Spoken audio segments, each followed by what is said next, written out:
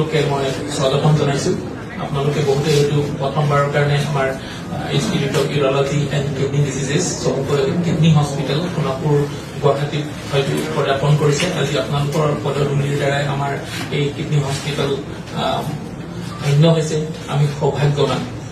আৰু আজি এই বিশেষ দিনটো আপোনালোকৰ আমি আহ্বান কৰি দিছিলে।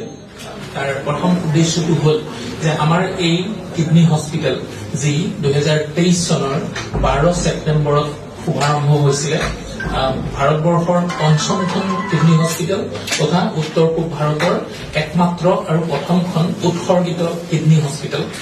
আৰু যোৱা 2 বছৰত বিভিন্ন বাধা বিঘিনি অতিক্ৰম কৰি আমি অসমৰ কাৰণে এটা কিছু গৌৰৱৰ ক্ষণ কঢ়িয়াই আনিবলৈ সক্ষম হৈছো।